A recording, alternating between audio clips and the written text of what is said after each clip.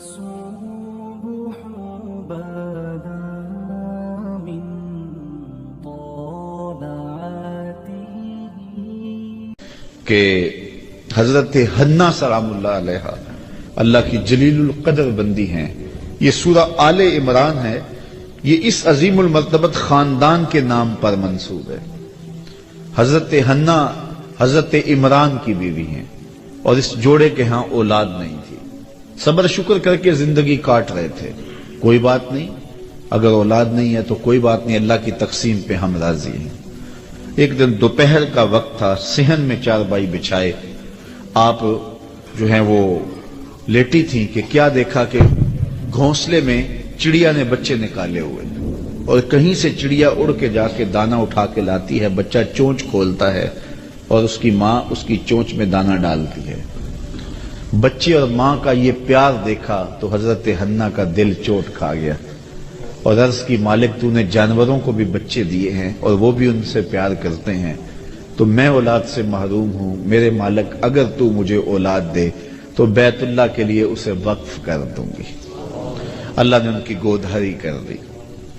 ہوتا یہ تھا کہ جب اولاد ہوتی تو پہلا بچہ ہوتا اس بیٹے کو بیت المقدس کے لیے وقف کر دیا جاتا. 300 حجرے تھے بیت اللہ کے آس پاس جہاں اس طرح کے بچے رہتے تھے. لیکن جب ولادت کے لمحے آئے تو وہ بیٹا نہیں تھا، وہ بیٹی پیدا ہوئی. حضرت حنا بہت پریشان ہوئی کہ ان کو مردوں کے ہجوم میں کیسے رکھوں گی.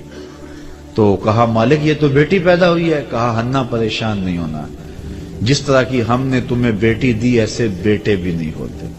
اور اس بیٹی کا نام تھا مریم سلام اللہ علیہ، جو حضرت عیسیٰ کی والدہ بنی سلام اللہ علیہ. تو حضرت مریم کی ولادت ہوئی. جب منت پوری کرنے کا وقت آیا، انہوں نے شعور کی زندگی میں قدم رکھا تو اپنی منت یاد آئی تو پھر دوبارہ پریشانی جاگ پڑی کہ اب مردوں کے ہجوم میں اس خاتون کو کیسے رکھا جائے. تو یہ طے پایا کہ کوئی بوڑھا بزرگ آدمی اس کی کفالت اپنے ذمے لے لے اور اس کی ضروریات کا وہاں خیال رکھے. اور جب یہ طے پایا تو بہت سارے لوگ اس عالی مرتبت خاندان کی صاحبزادی کو اپنی کفالت میں لینے کے لیے بے چین ہو گئے. حتیٰ کہ لوگوں کا جب زیادہ تقاضا ہوا تو قرعہ ڈالا گیا، اقلام ڈالی گئی. قرعہ فال نکلا حضرت زکریا علیہ السلام کے نام. یہ قرآن ہمیں ساری کہانی بتاتا ہے. سورہ آل عمران میں حضرت زکریا 120 سال کی عمر میں تھے اور ان کی زوجہ تھی 99 سال کی عمر میں، اور یہ جوڑا بھی اولاد سے محروم تھا. پیغمبر تھے حضرت زکریا علیہ السلام اور سکے خالو لگتے تھے حضرت مریم سلام اللہ علیہ. تو ان کے نام قرعہ نکلا تو حضرت مریم کو انہوں نے بیت المقدس کے آس پاس ایک متعینہ حجرے کے اندر ٹھہرا دیا، مصلی بچھا دیا اور ضرورت کی چیزیں انہیں باہم پہنچانے لگے. حضرت مریم دن کو روزہ رکھتی اور رات کو عبادت میں بسر کر دیتی. حضرت زکریا ان کا خیال رکھتے، ضروریات کو پورا کرتے. جب کہیں جانا ہوتا تو حجرے کا دروازہ باہر سے بند کر دیتے، تالا لگاتے اور چلے جاتے. ایک دفعہ تالا لگا کے کہیں گئے تھے، واپس آتے ہوئے دیر ہو گئی اور افطار کی گھڑیاں آ گئیں. سارا دن روزے سے تھی حضرت مریم، تو حضرت زکریا وقت پہ پہنچ نہ پائے. دل میں بڑی تشویش تھی کہ بیٹی نے روزہ کھولنا ہے اور میں پہنچ نہیں پایا اور افطاری نہیں دے سکا. خیر جلدی جلدی گئے، جا کے دروازہ کھولا، وجد عندها رزقا. دروازہ کھولا تو کیا دیکھا، وہاں بے موسم پھل پڑے ہوئے. تو حضرت زکریا بڑے پریشان ہو گئے کہ اندر سے کوئی باہر نہیں آ سکتا، باہر سے کوئی اندر نہیں جا سکتا، تالا لگا ہے، دروازہ مقفل ہے اور پھر پھل اور وہ بھی بے موسم. قال یا مریم ان لک ھذا، اے مریم یہ پھل کہاں سے آئے؟ حیرت سے کہا. تو حضرت مریم نے جواب دیا کہ یہ میرے رب نے مجھے عطا کیے اور وہ جس کو چاہتا ہے بغیر حساب کے عطا کرتا. اب حضرت زکریا علیہ السلام کا میں نے بتایا 120 سال عمر تھی اور ان کی زوجہ کی عمر 99 سال تھی اور یہ جوڑا بھی اولاد سے محروم تھا. اب بے موسم پھل جب حجرہ مریم میں اترتے ہوئے دیکھے تو حضرت زکریا کا دل بھی چوٹ کھا گیا. ہنالک دعا زکریا ربہ، حضرت زکریا نے وہیں کھڑے ہو کے دعا مانگنا شروع کر دی. مالک جب تو اپنی بندی کو بے موسم پھل دے سکتا ہے تو مجھے بے موسمی اولاد نہیں دے سکتا؟ میرے شجر عمر پر بھی اولاد آنے کا موسم بیت گیا ہے، لیکن یہاں بے موسم پھل تو نے دیے ہیں تو مجھے بھی اولاد کا پھل بے موسمہ تو عطا کرنے پہ قادر ہے۔ وہیں کھڑے ہو کے حضرت سیدنا زکریا دعا مانگنے لگے۔ پھر کیا ہوا؟ ان کی دعا رد کر دی گئی۔ کس عمر میں دعا مانگ رہے ہو؟ کہاں مانگ رہے ہو؟ بیت اللہ سامنے ہے، صخرہ کے پاس کیوں نہیں جاتے؟ حجرہ مریم میں ایک ولیہ کے پاس کیوں مانگ رہے ہو؟ نہیں، بلکہ کیا ہوا؟ فنادتہ الملائکہ، وہ ابھی وہو قائم یصلی فی المحراب، وہ وہاں حجرے میں کھڑے ہو کے دعا مانگ ہی رہے تھے کہ فرشتوں نے آ کے ندا دی، ان اللہ یبشرک بیحییٰ، اے زکریا تمہیں مبارک ہو، ہم تمہیں یحییٰ کی بشارت دیتے۔ تو بے موسم پھلوں کا آنا یہ کرامت ہے اللہ کی ولیہ حضرت مریم سلام اللہ علیہا کی۔ اور پھر یہ بات سمجھ میں آئی کہ جہاں اللہ کی رحمتیں اترتی دیکھی جائیں وہاں دعا مانگی جائے، اور وہاں مانگی ہوئی دعائیں پھر رد نہیں ہوتی ہیں، اور حضرت زکریا وہاں کھڑے ہو کے دعا مانگتے ہیں۔ تو اولیاء اللہ کی کرامتیں بھی برحق، اور پھر اگر اولیاء اللہ کی قربت میں جا کے ہم رب سے دعا مانگیں تو لوگ کہتے ہیں یہ شرک ہو گیا۔ یہ شرک نہیں ہوا، جہاں رحمتوں کو اترتا دیکھے وہاں دعا مانگی جاتی ہے، اور وہاں دعا مانگی جائے تو پھر رد نہیں کی جاتی۔ اللہ اکبر۔ اور آئیے قرآن مجید میں اللہ نے ایک دوسرا واقعہ بیان کیا ہے۔ حضرت سلیمان علیہ السلام جلیل القدر نبی ہے، اور آپ کا تخت ہوا پہ اڑتا تھا، پوری دنیا پہ حکومت کی ہے۔ آپ کے درباری پرندوں میں سے ایک پرندے کا نام ہدہد تھا، اور وہ مختلف جگہوں کی خبریں لا کے آپ کو دیا کرتا تھا۔ قاصد پرندہ تھا آپ کا۔ کچھ دن غائب رہا تو فرمایا کہ میں ہدہد کو نہیں دیکھ رہا، اگر اس نے کوئی معقول بہانہ نہ کیا، کوئی بات نہ بتائی تو میں اس کو قتل کر دوں گا، ذبح کر دوں گا، یا شدید اس کو سزا دوں گا۔ خیر وہ آیا، اس نے ساری کہانی سنائی کہ حضرت میں ملک سبا میں نکل گیا تھا، وہاں ایک عورت ہے جو تخت و تاج کی مالکہ ہے، اور اس کا تخت اتنا بڑا ہے کہ 60 ہاتھ چوڑا، 80 ہاتھ لمبا، اور 1 ہاتھ شرم جو ہے وہ کونی تک ہوتا ہے۔ تو کہا اتنا لمبا چوڑا اس کا تخت ہے جو موتیوں سے مرصع ہے اور قیمتی دھاتوں سے بنا ہوا ہے، 7 حصاروں میں ہے، 7 جو ہے وہ دیواریں ہیں اس کے گرد، وہاں اس کی کچہری لگتی ہے، اور وہ لوگ سورج کو پوجتے ہیں۔ تو وہ خبر دی تو حضرت سلیمان نے ایک خط لکھا، اور خط کے اوپر بسم اللہ الرحمن الرحیم لکھا، اور کہا یہ میرا خط لے جاؤ اور جا کے اس کے تخت پہ پھینکاؤ، پھر دیکھو وہ کیا کہتے ہیں۔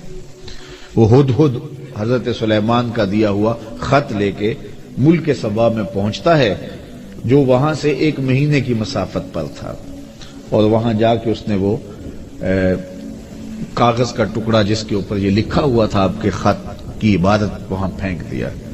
اس خاتون نے جب خط اٹھایا دیکھا کہ پرندہ پھینک گیا ہے، تو کہتے ہیں نبوت کا جلال ہوتا ہے، تو جو ہی اس نے خط کو پکڑا تو اس کا بدن کانپنے لگا۔ خیر اس نے صنادید اپنی قوم کے سردار بلائے، اور وہ کہتے ہیں 12,000 سردار تھے، ان کو بلا کے کہا کہ میرے پاس ایک معزز خط آیا ہے، اور اس میں یہ لکھا ہے کہ فرما بردار بن کے میرے پاس آؤ، اب بتاؤ کیا کرنا ہے۔ قوم نے کہا، جو سردار تھے قوم کے، اس میں آیان سلطنت بھی تھے، وزراء بھی تھے، اس میں فوجی زعماء بھی تھے، عسکری قوتوں کے سربراہ بھی تھے، سارے لوگ تھے، سیاسی عمائدین بھی تھے، سارے لوگ تھے۔ انہوں نے کہا کہ فوجی ہماری تیار ہیں، اسلحہ ہمارے پاس موجود ہے، قوم متحد ہے، مورال بڑا بلند ہے، کوئی ٹینشن نہیں ہے، اگر وہ حملہ کرتے ہیں تو ہم مقابلہ کریں گے، باقی رائے آپ کی ہے، جو آپ فیصلہ کریں ہم اس فیصلہ کے مطابق جو ہے وہ کریں گے۔ تو اس نے کہا کہ جب بادشاہ کسی ملک پہ حملہ کرتے ہیں تو پھر تاخت و تاراج کر کے رکھ دیتے ہیں، میں نہیں چاہتی کہ لڑائی کی نوبت آئے، میں ہدیہ بھیجتی ہوں، پھر دیکھتی ہوں کہ وہ کیا اس کا جواب دیتے ہیں۔ تو اس نے قاصد کو ہدیہ دیا اور حضرت سلیمان کے دربار میں بھیجا۔ وہ ہدیہ کیا تھا؟ مفسرین نے لکھا ہے کہ وہ ایک سونے کی اینٹ تھی جس کو قیمتی کپڑے میں لپیٹ کر کے تشتری میں سجا کر کے حضرت سلیمان کی بارگاہ میں پیش کرنے کے لیے قاصد صنعاء سے چلا اور حضرت سلیمان کے دربار تک پہنچا۔ حضرت سلیمان نے نور نبوت سے دیکھ لیا کہ وہ ایک اینٹ لے کر کے سونے کی آ رہا ہے، تو آپ نے اس کے آنے سے قبل اپنے دربار میں حکم نامہ جاری کیا کہ یہ جو دربار کو رستہ آتا ہے اس رستے میں سونے کی اینٹوں کا فرش لگا دو. وہ ایک اینٹ لے کے آ رہا تھا, کہا یہاں سونے کی اینٹوں کا فرش لگا دو. اللہ اکبر. وہ اس پہ نازاں تھا. حضرت عمر فاروق رضی اللہ تعالیٰ عنہ کے زمانے میں جب ایران فتح ہوا تو ایران کی جو عجوبہ روزگار چیزیں تھیں ان میں سے ایک چیز جو تھی جس پہ انہیں ناز تھا, جس پہ انہیں فخر تھا, وہ کیا تھا؟ بہار چین. ایک قالین تھا اور وہ اتنا قیمتی تھا اور وہ دربار شاہی میں بچھا ہوا تھا. اگر کسی کو اس قالین پہ بیٹھنا مل جاتا تو ساری زندگی ناز کرتا, میں بہار چین پہ بیٹھا ہوں جی. اور جب فتح ہوا ایران تو بہار چین بھی جو ہے وہ مال غنیمت میں آیا. تو اب مشورہ ہوا کہ اس بہار چین کو کہاں رکھا جائے. تو کسی نے کہا جی مسجد نبوی میں بچھا دیا جائے, ریاض الجنہ میں بچھا دیا جائے. کسی نے کہا کہ نہیں ایسے کیا جائے, کسی نے ایسے کیا جائے. حضرت عمر نے کہا میری رائے پوچھتے ہو؟ کہا جی. کہا اس کو مسجد کے باہر جہاں جوتیاں اتاری جاتی ہیں وہاں پھیلا دو. جب لوگ آئیں اور یہاں جوتے صاف کریں اور پھر مسجد میں آئیں. اور پھر ایسے ہی ہوا. وہ بہار چین جس پہ بیٹھنا لوگوں کے لیے باعث فخر تھا, کہا اس کو مسجد سے باہر بچھا دو تاکہ لوگ یہاں جوتے اتاریں تو آگے آئیں. اسلام ان چیزوں کو اہمیت نہیں دیتا ہے. تو وہ اینٹ پہ ناز کر رہے تھے, کہا یہاں فرش بچھا دو. اللہ اکبر.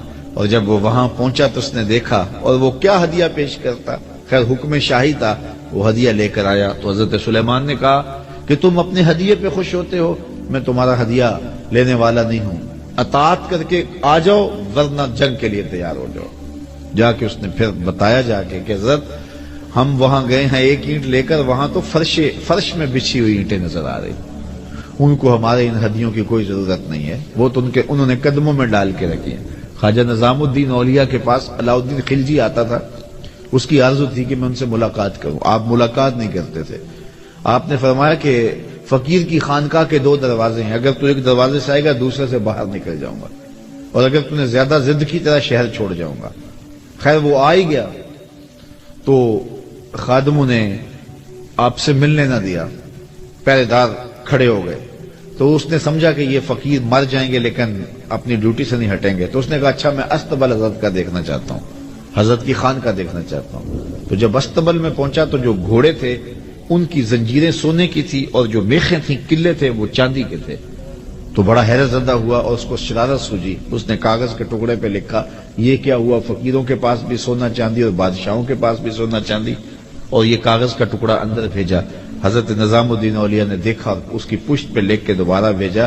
فرق یہ ہے کہ بادشاہ خزانوں میں سنبھال کے رکھتے ہیں, فقیر گھوڑوں کے قدموں میں ڈال کے رکھتے ہیں. تو وہ لپیٹ کے اندر ایک سونے کی اینٹ کو لا رہے تھے اور یہاں راہوں میں اینٹیں بچھی ہوئی تھیں. کہا کہ انہیں ہدیے کی کوئی لوڑ نہیں ہے اور وہ تو راہوں میں اینٹیں بچھائے ہوئے ہیں, تو اطاعت قبول کرنی ہوگی یا جنگ کے لیے تیار ہونا پڑے گا, یہ ان کا پیغام ہے. تو پھر بلقیس, ملکہ بلقیس تھی یہ ملک سبا کی بادشاہ, اس نے کہا کہ میں خود جاتی ہوں اور جا کے ان کی اطاعت قبول کرتی ہوں. اور پھر وہ اطاعت قبول کرنے کے لیے حضرت سلیمان کی بارگاہ میں حاضر ہونے کے لیے صنعاء سے چلی اور حضرت سلیمان کے پاس آئی. جب حضرت سلیمان کے دربار کے بالکل قریب آ گئی, سادہ لفظوں میں کہہ لو یوں بائی پاس کے قریب آ گئی, تو آپ دربار میں بیٹھے, صبح کا وقت تھا, آپ کے درباری ہواری بیٹھے تھے. آپ نے فرمایا کہ میرے درباریوں, ملکہ بلقیس آ رہی ہے اور اسے اپنے تخت پہ بڑا ناز ہے, کوئی ہے جو اس کے آنے سے قبل وہ تخت لے آئے؟ جس طرح وہ اینٹیں بچھائی تھی, اینٹیں لے کر آئے تھے, تو جس تخت پہ ناز ہے وہ تخت ہی لا کے اس سے قبل قدموں میں رکھ دیا جائے. تو اب تخت 1 مہینے کی مسافت پہ تھا اور کوئی چھوٹا نہیں تھا, کوئی ڈبیا نہیں تھی کہ جیب میں ڈال کے لے آنی ہے. اگر ڈبیا بھی ہو پھر بھی 2 مہینے چاہیے. پھر وہ تخت 7 مکفل 4 دیواریوں میں تھا اور پہرے دار کھڑے تھے, تالے لگے تھے. مزاحمت کے بعد اس کو ٹکڑوں میں بانٹ کر بھی لانا ہو تو سال چاہیے. لیکن آپ نے فرمایا وہ باہر آ گئی, یہاں بائی پاس کے قریب آ گئی ہے, تو کوئی ہے جو لے آئے؟ ایک جن اٹھا, قال عفریت من الجن, ایک جن نے کہا حضرت میں لاتا ہوں. اچھا کتنی دیر تک لاؤ گے؟ کہا مجلس برخاست ہونے تک لے آؤں گا. یہ صبح کا وقت تھا اور مجلس برخاست ہوتی تھی چاشت کے بعد, دوپہر کے وقت. اس نے کہا میں دوپہر تک لے آؤں گا. بہت بڑی بات تھی. 1 مہینہ جاتے لگتا تھا، 1 مہینہ آتے لگتا تھا. 60 ہاتھ چوڑا تھا، 80 ہاتھ لمبا تھا، کئی ہاتھ موٹا تھا، قیمتی دھاتوں کا بنا تھا. اس نے کہا میں طاقت بھی وار بھی ہوں اور دیانتدار بھی ہوں، اس کا ایک موتی بھی ضائع نہیں ہونے دوں گا، اور دوپہر تک لا کے آپ کے قدموں میں رکھ دوں گا. بہت بڑی بات تھی. لیکن حضرت سلیمان نے کہا نہیں، مجھے اس سے بھی پہلے چاہیے، مجھے اس سے بھی پہلے چاہیے. قال الذی عندہ علم من الکتاب. پھر وہ اٹھا جس کے سینے میں زبور کا علم تھا.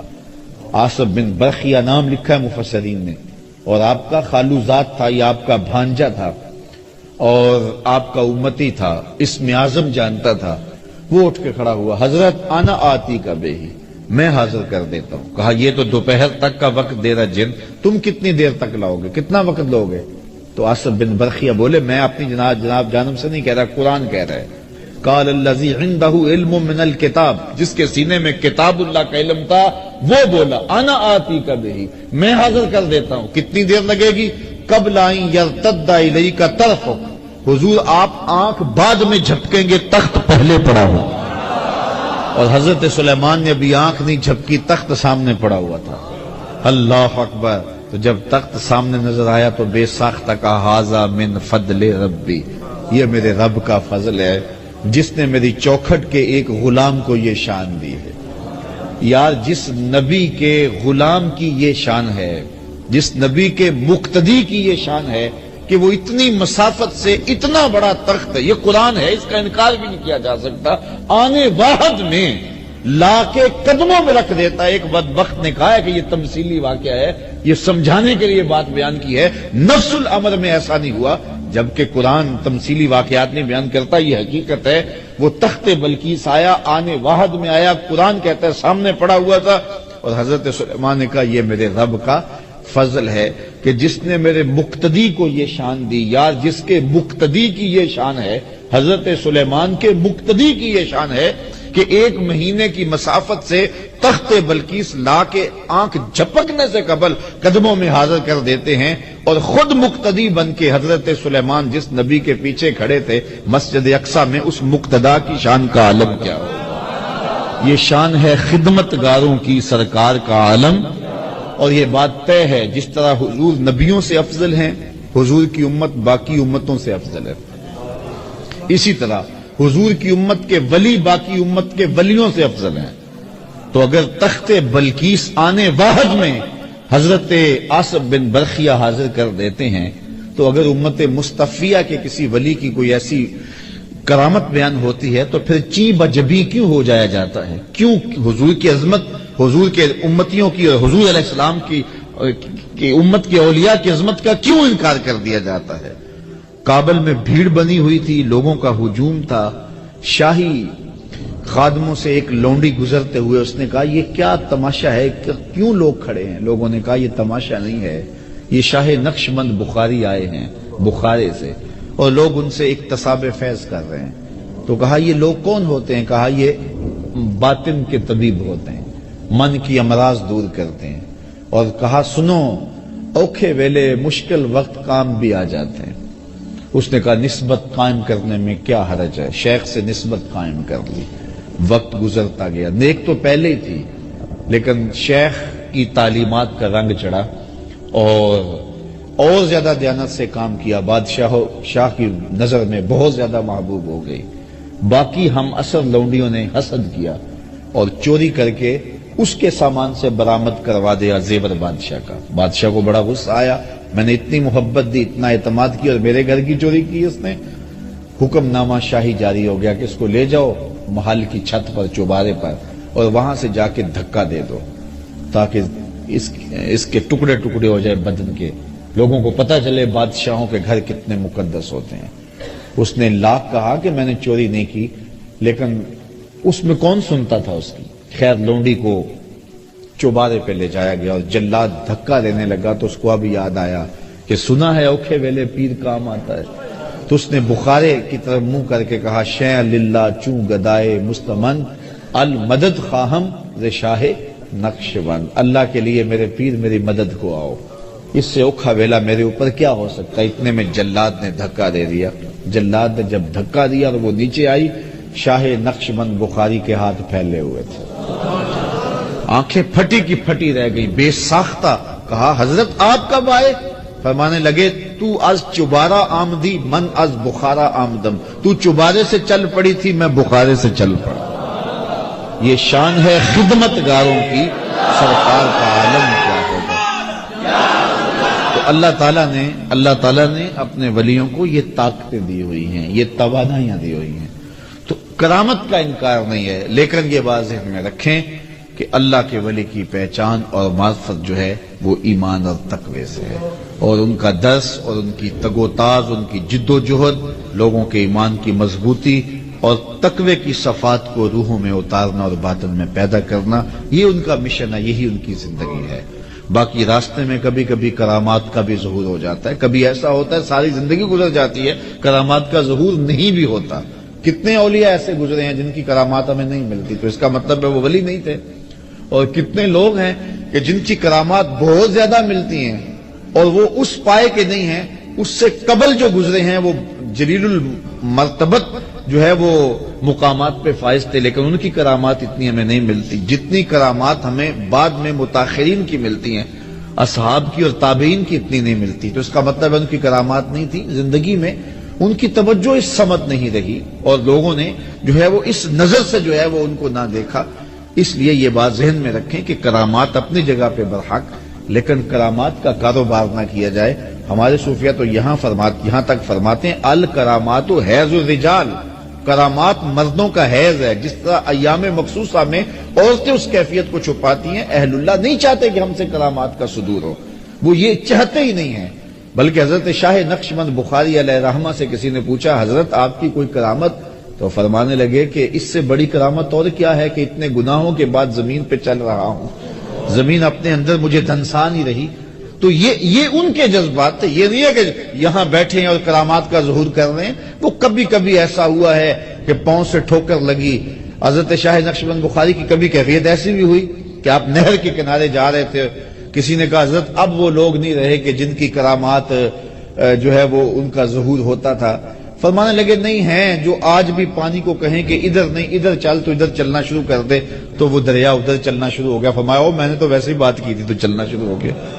تو یہ کبھی کبھی ان کی زبان سے نکلا تیر یوں تیر بہادر ہوتا ہے، اور کبھی ایسا ہوتا ہے کہ وہ کسی بات کو اللہ کی بارگاہ میں منوانے کے لیے کئی سال تک دعائیں کرتے رہتے ہیں، میرے مالک یہ کام کر دے، میرے مالک یہ کام کر دے. تو یہ مختلف کیفیات ہوتی ہیں. حضرت ابو عمار حنبلی فرماتے ہیں کن طالبا للاستقامہ لا طالبا للکرامہ، نفسوں کا تطلب منک الکرامہ وربک یطلب منک الاستقامہ. کہا کرامت کا طالب نہ بننا، استقامت کا طالب بننا. تیرا نفس تجھ سے کرامتیں مانگتا ہے، تیرا رب تجھ سے استقامتیں مانگتا ہے. تو رب استقامت مانگتا ہے، رب چاہتا ہے میرا بندہ نیک ہو، صالح ہو، مشکلات میں گھبرائے نہ، صبر کے دامن کو چھوڑے نہ، واویلا نہ کرے. تکلیف آ جائے تو اس کو میرے حضور عرض کرے کہ مالک یہ دور ہو جائے، اگر دور نہیں ہوتی میری آزمائش ہے تو اس پہ صبر کرے، اس پہ حوصلہ رکھے. اور غربت میں بھی اس کو آزماؤں گا، غربت کی آزمائش میں پورا نکلے. دولت دے کے بھی آزماؤں گا، دولت کی آزمائش میں پورا نکلے. یہ آزمائش ہے اللہ کی. کسی کو دولت نہیں دی گئی تو یہ بھی اس کی آزمائش ہے. رب نے پیدا کیا بندے کو، اللہ آزماتا ہے. اس کو کچھ نہیں دیا گیا، یہ واویلا تو نہیں کرتا، اس غربت کو تماشا تو نہیں بناتا، ہاتھ تو نہیں پھیلاتا، یہ سوال کا دروازہ تو نہیں کھولتا. اس کی غربت کی آزمائش ہے. پھر دولت دے کے کئیوں کو آزمایا جاتا ہے. اس کو دولت دی گئی ہے، یہ دولت سے فرعون تو نہیں بن جاتا، قارون تو نہیں بن جاتا، حامان تو نہیں بن جاتا، جھوٹی خدائی کا دعوے دار تو نہیں ہو جاتا. بلکتے یتیموں، لاچاروں اور مجبوروں کی مدد کے لیے اس کی تجوریاں کھلتی ہیں، یا ان سسکتے لوگوں کو دیکھنے کے باوجود بھی آنکھیں موند کے گزر جاتا ہے. اس کے دل میں احساس اور نرمی اور دقت پیدا ہوتی ہے، یہ نہیں ہوتی. اللہ تعالیٰ دولت دے کے بھی آزماتا ہے، غربت دے کے بھی آزماتا ہے. اصل امتحان گاہ ہے دنیا، اور یہ دنیا جو ہے اس امتحان سے ہم سرخرو کیسے ہوں گے. پرچے مختلف نوعیتوں کے ہیں. کبھی پرچہ غربت کا ڈالا جاتا ہے، کبھی امارت کا ڈالا جاتا ہے، کبھی آزمائشیں، تکلیفیں، اذیتیں اور تکلیفیں دی جاتی ہیں. حضرت ایوب اللہ کے نبی ہیں، بیماری نے ایک عضو پہ حملہ کیا، اللہ اکبر. اور پھر جب زبان کی طرف بیماریوں کا رخ بڑھا تو کہا مالک اس بیماری زبان پر بیماری جاری نہ کرنا، یہ تیری تسبیح بولتی رہے۔ اللہ شکایت نہیں کی ہے، ایک ایک عضو جو ہے بیماری کا شکار ہوتا ہے، لیکن شکایت نہیں کی۔ حضرت یوسف علیہ السلام کی آزمائشیں دیکھو، کبھی کنان کے اندھے کنویں میں ڈالا جاتا ہے، اور پھر مالک ابن زغر کی قید میں آتے ہیں، اور پھر مصر کے شہنشاہ کے گھر میں جاتے ہیں تو کتنی ریشمی آزمائش بچتی ہے کہ فریفتہ ہو جاتی ہے عزیز مصر کی بیوی، اور حضرت یوسف علیہ السلام کے لیے ایک مصیبت بن جاتی ہے کہ جس نے مجھے مالک ابن زغر سے خریدا، جس نے میرے لیے آسودہ ماحول پیدا کیا، اور آج میں کیا اس کے گھر میں خیانت کروں، اور وہ ہے کہ وہ ڈورے ڈال رہی ہے۔ پھر وہ وقت بھی آیا، کتنی آزمائش کڑی تھی کہ ایسی آزمائشوں سے گزرنا کوئی آسان نہیں ہوتا کہ دروازے مکفل کر کے بت کے پردہ ڈال کے زلیخا بولتی ہے تعالیٰ کہ یوسف اب تو آ جاؤ، اب کوئی نہیں دیکھ رہا۔ لیکن کتنا اللہ کا نبی، کتنا عظیم المرتبت تھا کہ ان حالات کے اندر بھی آزمائش کی بھٹی میں گزر کر بھی قال معاذ اللہ، کہا میں اللہ کی پناہ میں آتا ہوں۔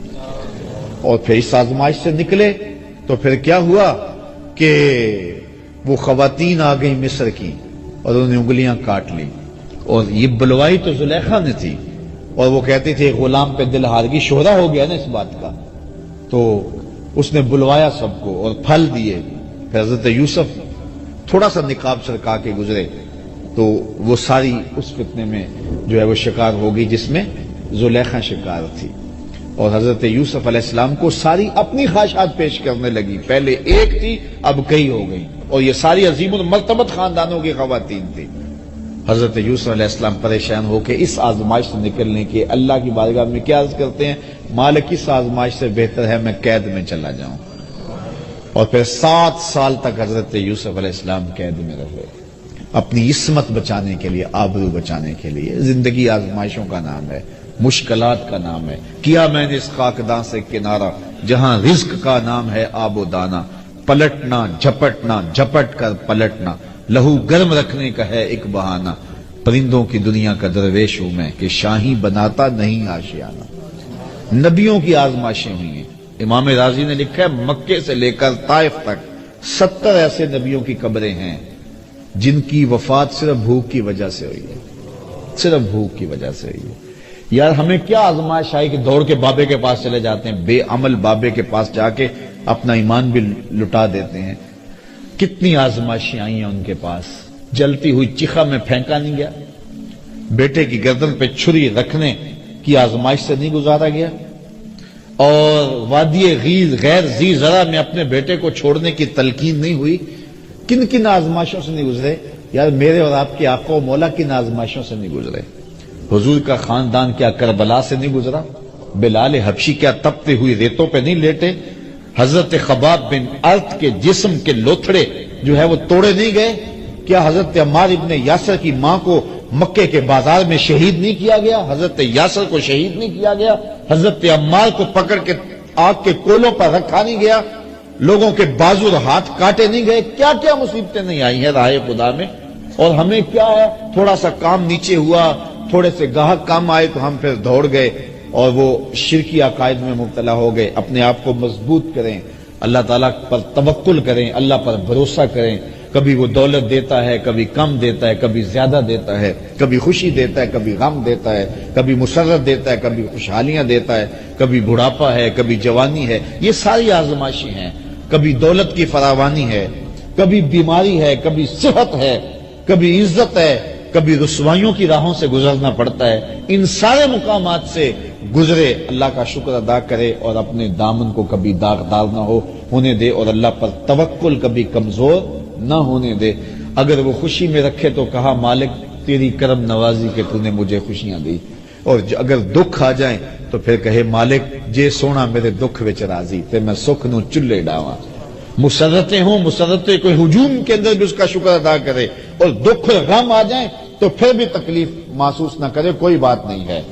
دکھ ہمیشہ تے سکھ کدائیں، دکھاں تو سکھ وارے، دکھ قبول محمد بخشا راضی رہن پیارے۔ میں تمہیں صرف ایک حدیث سناتا ہوں، تمہیں ٹھنڈ پڑ جائے گی، مولا کائنات سیدنا علی المرتضیٰ سے مروی ہے۔ حضور نے ارشاد فرمایا جو اللہ کے دیے گئے تھوڑے رزق پہ راضی ہو گیا، سنو ذرا، ساری تقریر کا خلاصہ سمجھ لو، جو اللہ کے دیے گئے تھوڑے رزق پہ راضی ہو گیا، قیامت کے دن اللہ اس کے تھوڑے عملوں پہ راضی ہو جائے گا۔ چل بندے موج کر، تو میرے دیے ہوئے تھوڑے رزق پہ راضی ہے اور میں تیرے تھوڑے عملوں پہ راضی ہوں۔ تو بندہ ہو کے راضی ہے، ضرورت مند ہو کے راضی ہے۔ بچوں کے لیے دوا بھی چاہیے تھی، سر پہ چھت بھی چاہیے تھی، مشکلات سے نکلنے کی راہ بھی چاہیے تھی، لیکن انہوں نے کہا مالک میں واہ راضی ہوں، جس حال میں رکھے میں راضی ہوں۔ تو کہا تو بندہ ہو کے راضی ہے، تو کمزور ہو کے، ضعیف خلق الانسان ضعیفا، تو ضعیف ہو کے راضی ہے، اور میں تو رب ہوں، میں تو کبھی ہوں، تو میرے دیے گئے تھوڑے رزق پہ راضی تھا، میں تیرے تھوڑے عملوں پہ راضی ہو گیا۔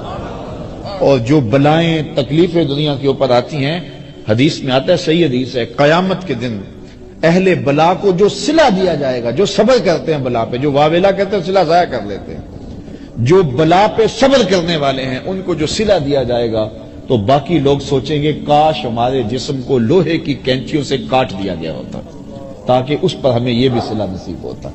تو صاحب یہ زندگی اللہ پر توکل کرو، اگر بے بسی ہو جائے مصلی بچھا کے اس کو عرض کرو مالک یہ مشکل آ گئی ہے، یار چھوٹے چھوٹے بچوں کو مصلی بچھا کے دو، ہمارے گھر میں یہ مصیبت آ گئی ہے، تو اللہ سے مانگو، توکل کرو، اس پہ بھروسہ کرو، منت مان لو، روزوں کی منت مان لو اور منتیں مان لو اس کے حضور، نمازوں کی منتیں مان لو، لوگوں کو کھانا کھلاؤ، حسن سلوک کرو، رشتہ داروں کے ساتھ اچھائیاں کرو تاکہ وہ مصیبت ٹال جائے۔ لیکن ہمارے پاس ہر مرض کا ایک الگ بابا ہے، اور اس بابے کے پاس جا کے ہم اپنا سب کچھ لوٹا دیتے ہیں۔ الیاذ باللہ ایسے جو ہے وہ اعمال کرنے کے لیے وہ کہتے ہیں کہ الیاذ باللہ۔ یہ میں نے اس تناظر میں باتیں کی ہیں کہ یہ روز سوشل میڈیا کے اوپر ہم دیکھتے ہیں اور کوئی نہ کوئی بابا منظر عام پہ آتا ہے اور پھر اس کو سامنے کیا جاتا ہے، یہ دیکھو جن لوگوں کا عقیدہ، قطعاً ہمارا عقیدہ نہیں، لیکن یہ ہمارا قصور ہے کہ ہم نے لوگوں کو جو ہے وہ زندگی گزارنے کا جو ڈھب ہے اس میں مشکلیں بھی ہیں، دھوپ بھی ہے، چھاؤں بھی ہے، اس حساب سے ہمیں انتظام کرنا چاہیے نا۔ آپ پہاڑی علاقے میں جائیں نا تو وہاں مکانوں کی چھتیں ایسی نہیں ہوتی، مکانوں کی چھتیں یوں ہوتی ہیں۔ کیوں؟ اس لیے کہ وہاں انہیں پتہ ہے برف باری ہونی ہے، برف باری ہے تو چھتیں پہلے ہی ایسے بنا کے رکھی ہیں، یہاں برف باری نہیں ہے تو چھتیں بالکل سیدھی ہیں۔ تو جب زندگی میں دکھ آنے ہی آنے ہیں، ہو ہی نہیں سکتا کہ نہ آئے، تو پھر ہمیں ذہن بنا کے رکھنا چاہیے، جب دکھ آئیں گے تو پھر صبر کا حوصلہ ہمیں ہونا چاہیے۔ یہ زندگی ہے، لقد خلقنا الانسان فی کبد، ہم نے انسان کو مشقتوں میں رہتا پیدا کیا ہے، فارمی چوزا نہیں ہے کہ ہوا بھی چلے تو گر جائے، نہیں، حالات کی تلخیوں کو سہے، مقابلہ کرے۔ ہم نے یہ سمجھا، ہر وقت بندہ یہ چاہتا ہے میرے پاس اتنی دولت آ جائے، یہ ہو، میرے پاس جو ہے وہ اس طرح کا بنگلہ ہو، اس طرح کی گاڑی ہو، یہ آسودہ زندگی ہو، اور اسی چکر میں ہم اپنی ساری زندگی برباد کر دیتے ہیں ان چیزوں کے حصول میں۔ مل جائے تو اللہ کا شکر ادا کرو، نہیں ملو تو مالک جس حال میں تو رکھے اس حال میں میں راضی ہوں۔ یہ کام اوکھا بڑا ہے، لیکن کوئی راضی ہو کے تو دیکھے پہ رب کی کرم نوازیوں کے کتنے میہ برستے ہیں۔ تو اپنی زندگیوں کو مالک کی دہلیز پہ رکھیں، مالک کی چوکھٹ پہ رکھیں، دکھ آئے سکھ آئے، ہم دھوپ میں ہوں پھر بھی اللہ کے ہوں، چھاؤں میں ہوں پھر بھی اللہ کے ہوں، برستی بارش ہوں پھر بھی اسی کے ہوں۔ یہ نہیں ہے کہ کوئی تھوڑی سی تکلیف آئی تو بھاگ کے کسی اور چھپر تلے چلے گئے، نہیں، مالک ہم تیرے ہی ہیں، بھوک دے گا پھر بھی تیرے ہیں، پیاس دے گا پھر بھی تیرے ہیں، کربلائیں آئیں گی پھر بھی تیرے ہیں، مشکلیں آئیں گی پھر بھی تیرے ہیں، پاؤں میں زنجیریں ہوں گی، ہاتھوں میں ہتھ کڑیاں ہوں گی، گھسیٹا جائے گا، نعرے تیرے نام کے ہی ماریں گے۔ بلال حبشی کو جب مارا جا رہا ہے وہ آگے سے مسکرا رہے تھے، کسی نے کہا بلال یہ عجیب تماشا ہے، تمہارا آقا تمہیں مارتا تم آگے سے جو ہے وہ روتے نہیں ہو، ہنستے ہو؟ تو بلال مسکرا کے فرمانے لگے تم بازار میں جاؤ نا مٹی کا پیالہ خریدنے تو اس کو بھی ٹھونک بجا کے دیکھتے ہو کہیں کچا تو نہیں، اس کی آواز تو ٹھیک ہے؟ کہا میرا مالک بلال کو دیکھ رہا ہے کہیں کچا تو نہیں، اس کی آواز تو ٹھیک ہے؟ میں کہتا ہوں مالک خرید لے بلال کو، کھال ادڑ بھی جائے گی، حق کی آواز ختم نہیں ہوگی، زخم پہ زخم کھا کے جی، خون جگر کے گھونٹ پی، آہ نہ کر لبوں کو سی، یہ عشق ہے دل لگی نہیں۔ وآخر دعوانا ان الحمدللہ۔